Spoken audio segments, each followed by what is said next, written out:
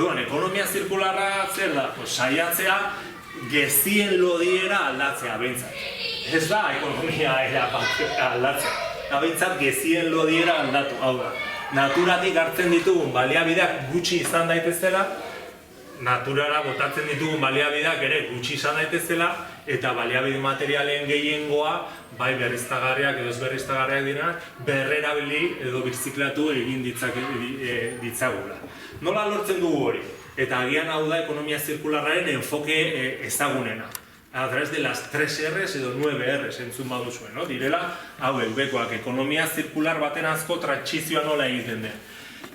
Claro, euskaraz no son R's, vale? Baina, dira, 3 multzotan.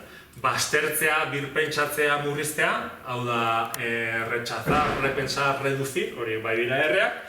Gero beste multzu bat, direla, berrerabiltzea, konpontzea, berritzea, birmanufakturatzea, direla reutilizar, eta, bueno, bazterera, ez zaizkita ateratzen, eta gero maila bajuena direla birziklatzea eta berreskuratzea.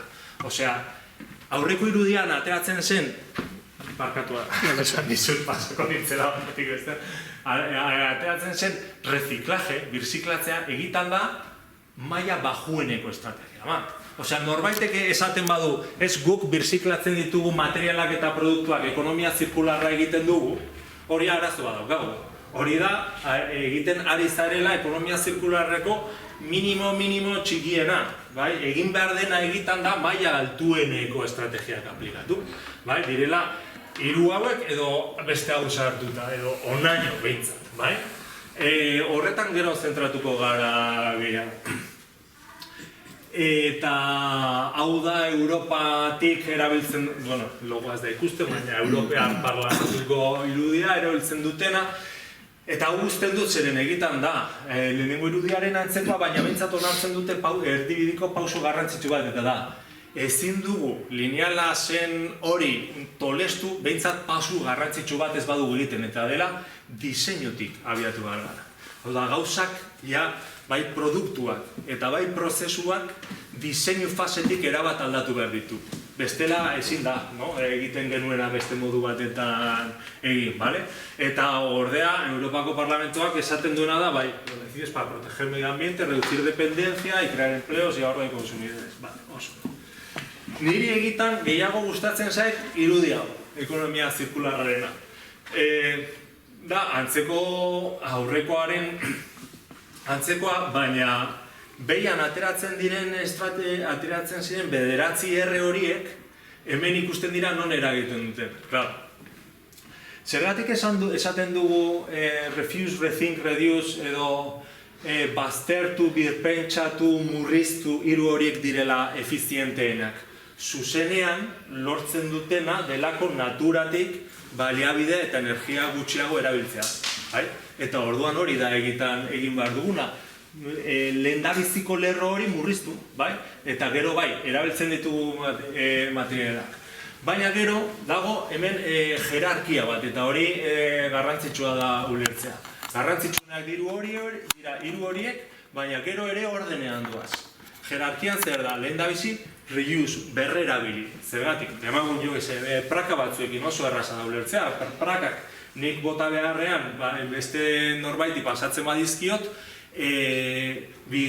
produktu bati bigarren bizitza bat ematean, produktua aldatu barik, zer gertatzen da, gastatzen dela lan gutxi, gastatzen da energia gutxi, eta gastatzen da material gutxi. Sin más, nik praka ematen diot eta erabiltzen jarraitzen du. Ordea, eta horrela, egin behar dena da, desaceleración, ralentización, alargamiento, duración, hau da, behar beste buelta eman behin eta berriro berreraberil, eta berriro berreraberil, eta berriro berreraberil, eta berriro berreraberil. Ja soilik, apurtuta dagoenean, orduan egin behar duguna da, urrengo estrategiak ordenean, insisto, jerarkia oso garrantzitsua da. Urrengoa zer da, konpondu, repair, orduan, eta zergatik logika berdina da ingurumena aldetik, gastatzen delako, hemen zulo bat, hemen tapatu behar dira ez dakizen, gastatzen da lan, material eta energia gutxi horretan. Ordea ja demagun recyclera noalera, zuntz hauek berrera biltzera. Ja orduan, etorri behar, pilatu behar ditugu praka guztiak toki batetan. Etorri behar da, kamioi bat. Kamioi horrek garraiatu behar du, ez dakit, ze plantara. Planta horretan gastatzen dute energia, bai? Orduan, logika da, zenbat eta jerarkia bajuagoko zirkulo batetan sartu, orduan eta lan gehiago, material gehiago eta energia gehiago gastatzen dugu, eta beraz ez dira horren jasangarriak. Horregatik, beti egin behar duguna da lehendabizi. Refuse, rethink, reuse. Horiek ezin badugu aplikatu, baina horiek saiatu. Orduan, reuse. Ezin badugu aplikatu, orduan, repair. Eta soilik azkeneko pausuan recycle. Eta batzuek esaten dute energia errekuperatze hori egitan ja ez dela ekonomia zirkularra. Batzuek, eta Eusko Jaurlaritza barne, aipatzen dute, eta Europan ere horrela jartzen dute, baina niretzako hori ez da, material hori gartzen ari gara. Ikusten duzuenez, kanpora doa. Horregatik niri irudia hau gehiago iruditzen zen.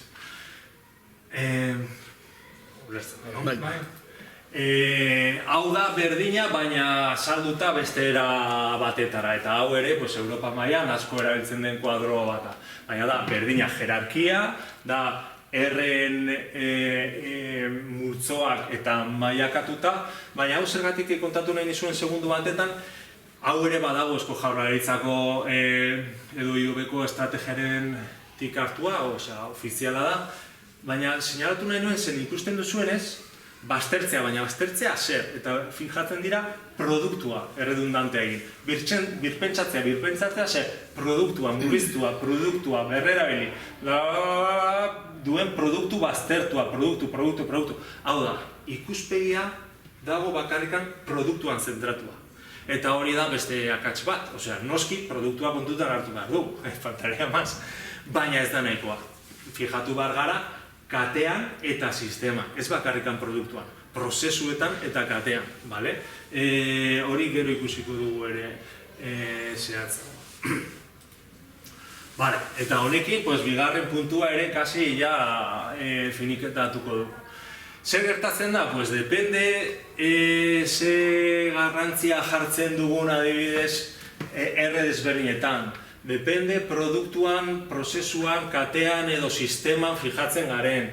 Depende kudeaketa nola egiten den, hau da, ea den enpresa mailakoa bakarrik, hau da, isolatua eta ikuspegi teknologiko batetin, ero ea den berrikuntza bai, baina ez bakarrik berrikuntza teknologikoa enpresan, baizik eta berrikuntza soziala ere produktu horren erabileran, bai?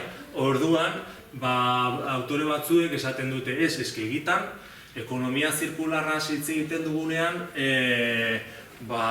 oso eredu desberdinak daude, eta batzuk diote, goikaldean ikusten duzuenez, approach to social, economic, environmental and political considerations, hau da, depende ere ekonomia zirkularra gai sozialekin edo politikoekin edo bestelakoekin nola eratzen den, ea ikuspegi holistiko integratu bat duen, edo ea segmentatua den. Segmentatua da hori, bakarrikan pentsatzea, edo produktu konkretu batetan, edo enpresa konkretu batetan, eta ez katean edo sisteman edo elakoan.